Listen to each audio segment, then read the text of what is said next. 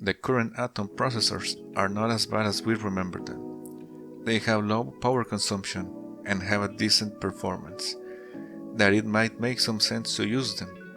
In stark contrast, this Atom D510 that we have here, with 2 cores and hyper-threading at 1.6 GHz, in paper this doesn't sound too bad.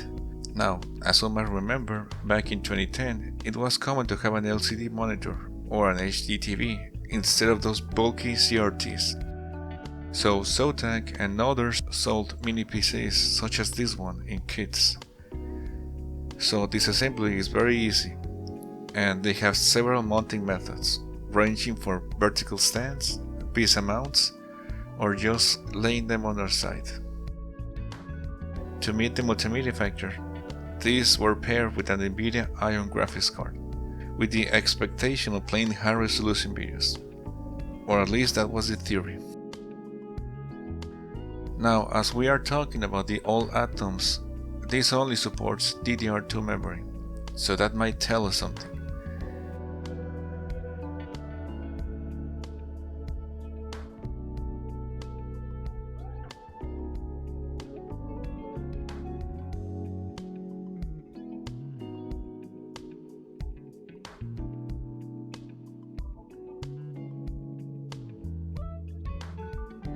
In this case, we have a 2 GB module with no options to add an additional one, and a 250 GB hard drive. So let's test it. The good thing, as this is a multimedia PC, is that we have an HDMI port. That makes our life way easier.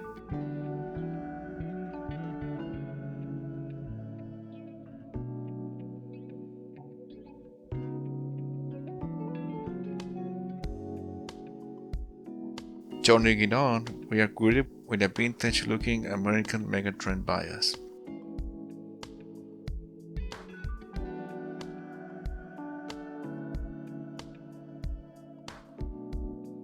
As this is 2020, we're going to install Windows 10 to see if these processors really age that bad, or if it was just our nostalgia talking.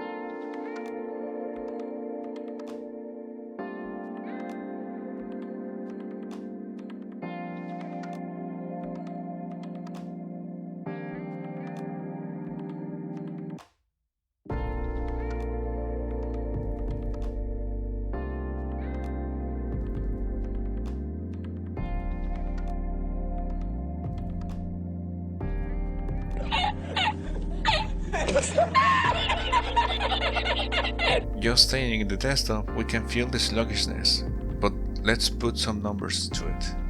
Let's try Cinebench 15, and just to suffer some more, Cinebench 20.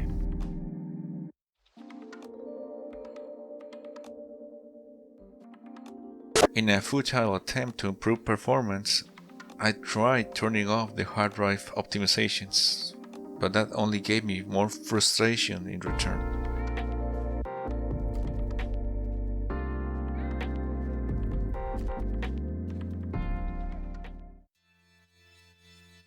So in a classic move for me, I swapped the hard drive for an SSD. I always say, this can make an old PC usable again. So let's see what happens and confirm this theory.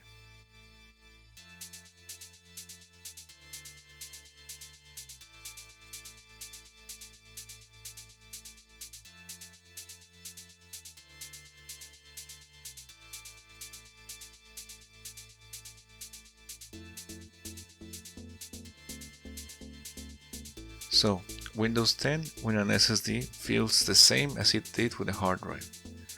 But some might ask, well, what can we do with this? Light homework? Well, if you have a lot of patience, yeah, you can.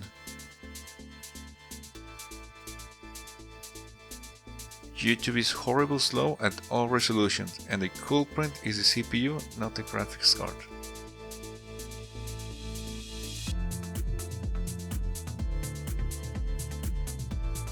Well, some might say, well, it's unfair to use some other operating system, so let's try Windows 7, as this computer came with it, and it performs basically the same.